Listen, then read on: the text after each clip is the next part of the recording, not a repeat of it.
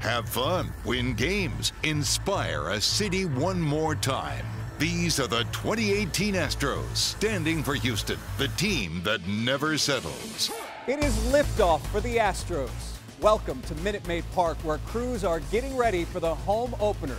Here at this stadium, for 81 days or nights, the Astros will be defending their World Series championship. Believe it or not, even though, we come in pretty good, we can get better. I want to talk about your imagination a little bit, because I want you to imagine a team that has the smallest guy in the league with the biggest heart. And I want you to imagine a team that has more energy than a team that you probably ever witnessed before, and it starts at the top. I want you to imagine some superstars being sprinkled throughout the field to where at one point the bottom of the order is going to lead the team in hitting as a trio, just as good as most middle of the order. Okay, I want you to imagine having multiple opening day starters to where it doesn't matter who starts opening day, it matters who starts that day. I want you to imagine a bullpen that's put together to where matchups are accepted and maybe perfect roles are not needed. Okay, I want you to imagine celebrating with 1 million fans in the Houston streets. Okay, so, and then I want you to imagine if we do it again. That's why we do this.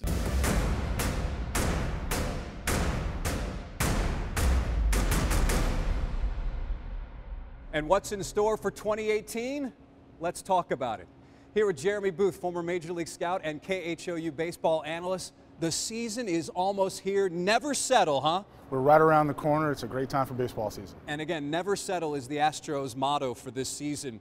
Do you see an area where this team won't settle, that it could possibly make a move throughout this or during the season? Well, first of all, this team is primed to compete for another championship. And with everybody gunning for you in the league this time around, they can't settle. The area that they're pretty strong all across the field. There's one area I think they could address, and that's behind the plate. Behind the plate. Absolutely. I mean, Brian McCann has been such a valuable part of this team, especially his experience during that postseason run. Still, this team is primed to compete for a while, and it's primed to play for multiple championships. They've locked up some core guys, and they've got some pitching now they've added to supplement what could happen in the future, and I think you need a long-term answer behind the plate. To me, I think relief pitching. I don't know on the back end of that bullpen what they're going to have because of the way Kenny Giles pitched during the postseason. Could you see a bullpen move? Sure. I mean, relievers are very volatile. Okay. Things can happen anytime. Guys can go down. People don't perform. People, perform above expectations. So the bullpen's always going to be an area they can address in the short term, but the long-term answer I think has to be having behind the plate. Of course, this team has the MVP, Jose Altuve, but give me the guy who may be the Astros MVP who won't get any votes from the Baseball Writers Association. So, this team can't do without Marwin Gonzalez. Okay, Marwin Gonzalez can play anywhere on the field. He produces at the plate. He is a run saver. He fills in anytime somebody needs a day off, and he seems to be pretty durable no matter what's going on. So, as far as what makes this club go, you have your Altuves, you have your Springers, but you have guys that can't be replaced like Marwin. I'm going to say Brad Peacock in the sense that, sure, he certainly has to duplicate what he did last year because that was a career year for him, but the way he can be used in the bullpen as a starter, as a long man perhaps, I mean, to me that is something that is almost irreplaceable. Now, can he duplicate what he did last year? Sure. I mean, Brad Peacock is, if you will, the Marwin Gonzalez on the staff, right? I mean, he's very versatile. He has no fear. He's been there, done that now. He's competed. He had an excellent run last year as a starting pitcher and then picked up some time in the bullpen in the postseason. So, he's also invaluable for this club. We've heard A.J. Hinch mention perhaps Peacock's name in a closer role. Sure, but that's a testament to Brad Peacock. What his stuff can do in a short role, as well as how he can stretch out a couple times through the lineup. Give A.J. all the credit in the world. He knows his personnel. He knows his staff. He's done a great job with this club. All right, everyone and everything is going to be against this team to repeat. Give me the one team the Astros should fear the most.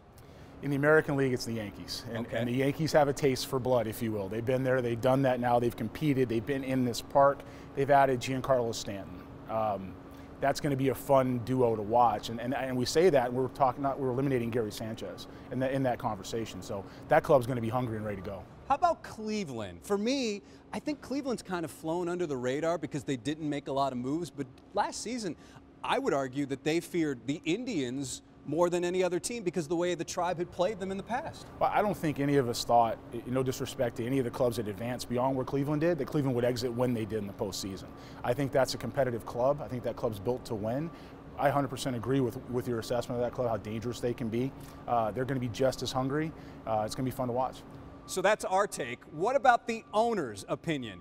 Well, Matt Musil going to a place where few reporters go, Jim Crane's golf course, the Floridian in Palm City, Florida. Oh, you get to meet some interesting people. You get to play, gosh, I got to play with 3 presidents, a bunch of high-powered people, so if you could play a little, you get invited a lot of places. And that's even more true if you're the owner of the Floridian National Golf Club and the world champion Astros. Oh. Listen, I started as a caddy and I've driven trucks, so, and I played some baseball, so I'm lucky enough to have this great place here and then be involved in baseball, so I'm probably one of the luckiest guys in the world. There you go. Ain't gonna get any better than that. Actually, Crane is the real golfer in this pairing. He's a low 3 handicap. I'm a high 16. My question is, who's the best golfer on the Astros? Verlander hits it like 340. Does he? Oh my gosh. It just goes he hits it farther than some of the pros. And Crane would know because quite a number of them, like Texas native Jimmy Walker, who he ran into on the course, are regulars at the Floridian. But make no mistake, as much as Crane loves golf, his love for baseball drives him every day. He once tried to buy into the Cardinals, and then he tried twice to purchase the Rangers, but now he's glad those deals didn't work out because 6 years after buying the Astros and building them up, the team brought home a title. Did you ever have a question in your mind, Jim, that it would work or not? Well, early on people got a little nervous, when the TV deal didn't make and it went bust. I mean, we didn't even get paid for a year and a half, so that was a big chunk of our revenue, so that we kind of took it on the chin there. People used to come up to me in restaurants and say, you know what you're doing? I said, I think so. Crane worked hard to get where he is today, so even though he can enjoy the fruits of his labor now, he says he'll never forget where he came from. And that's why he's ordering over 900 World Series rings for loyal employees of the Astros organization. And Crane believes his team can be the first repeat World Series champions since 2000.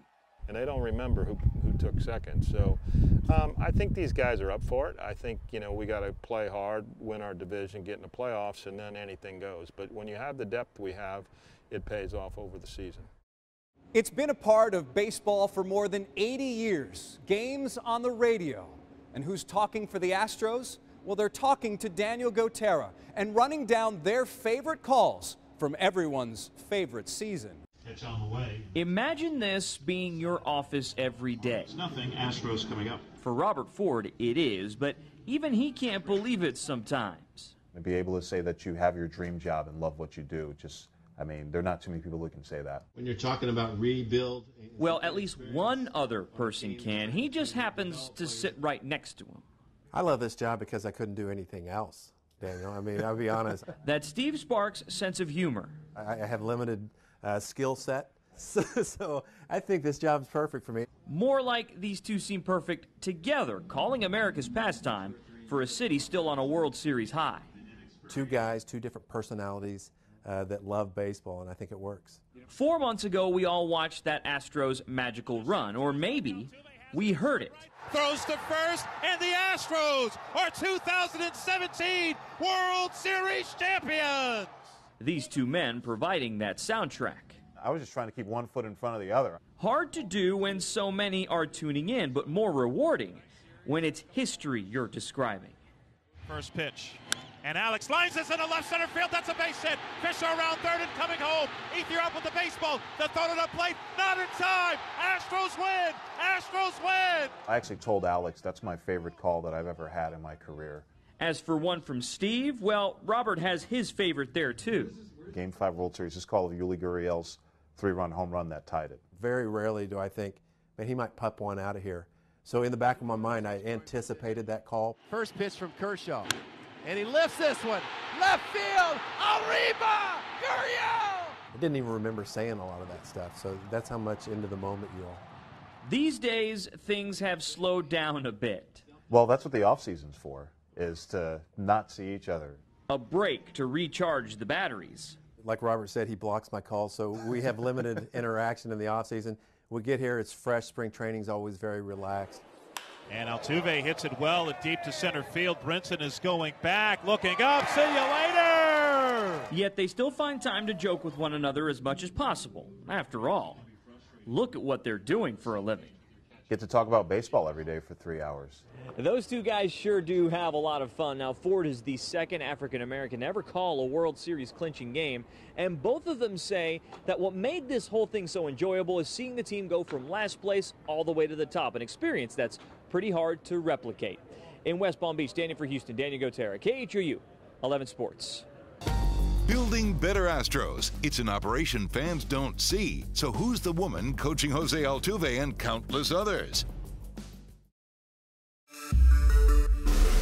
I can't believe it. Like, I still can't believe it's ours. Like, it really actually happened. It's for real. General Manager Jeff Luhnow of the world champion Houston Astros. Does that ever get old for you? It doesn't get old, Daniel. I love hearing it. I could hear it over and over again. However, we have turned the page. You know, we started working on this year's team really even in October and before that because we knew we were going to have a short off season, and we did. There really aren't any holes to poke in this team, and now it's just a matter of going out and executing. You pinch yourself because you won a World Series championship, but that you're doing this job at this point in your life has got to be pretty ideal for you. It's pretty incredible. I mean, I appreciate the fact that I have the honor to be a general manager of a team for a city like Houston, and to be on top of a baseball operations organization that wins the first World Series in franchise history. That can never be done again. Because you've always loved baseball, right? What is it about this game that is so special for you?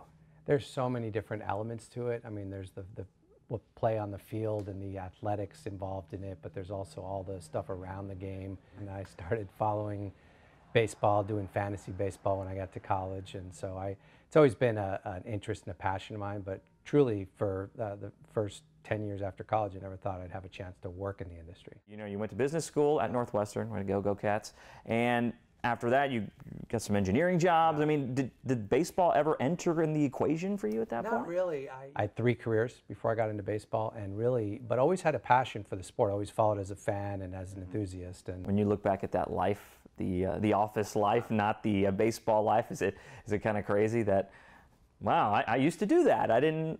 Now I do this. It is different. You know, I used to have weekends off. That went away about 15 years ago. I used to ride a long elevator up to a glass building, and you know, now I get to spend time outside. I get to watch baseball every night. It's a good work-life balance if you appreciate and enjoy the game, and I think that's where I'm at. What has made you successful in this sport? What has made your team so successful to get to this point, you think? I think what's helped me personally is the diversity of experiences I had before I got into baseball, that I was an engineer, I worked in technology, I worked as an entrepreneur, I worked in economics. I really understand how things work in the real world. It's crazy that baseball's kind of taken this turn, right? This analytics turn, and we see it in basketball, but now baseball. And really, when you break it down, I mean, baseball's such a numbers game. It kind of fits, right? That this style is good for the game. It does. I mean, you think about the amount of time that a ball's in play relative to the amount of time fans are watching the game. So there's a lot of time to think about what happened or what's going to happen. And same thing for us as executives and coaches. And even though the game does speed up real time, there's a lot around the game, and we all want to study it, and there's so many aspects to study. There's so much texture to the game if you really get into it, and we're obviously into it, and we've learned a lot, and the great thing is there's still a lot to learn. There's still a lot that's coming ahead that we're excited about. World Championship teams are built from the ground up. What you see at the top is the result of years of hard work at the bottom. And right now, you're going to experience a part of the Astros organization which fans do not see. It's an operation based in West Palm Beach, which has helped nearly every homegrown Spanish-speaking player the Astros have, from the MVP, Jose Altuve, to Francis Martes. Out here, it's sliders, swings, and strategy. But in here, it's nouns, verbs, and prepositions. And that's where Doris Gonzalez comes in, so listen to here, helping these young Astros learn English. We are teaching them language, but we're also teaching them to be able to be successful in the outside world. Overall, just be better people, better men. For her, watching players someday make the majors is a huge thrill. But equally as important, seeing one of her students wear a different kind of blue and orange. Right now, it's a behind-the-scenes look at what's called the Astros Education, Acculturation, and Language Development Program. Doris's title is supervisor, but she's more like mom. My favorite teacher, my mom. Aww.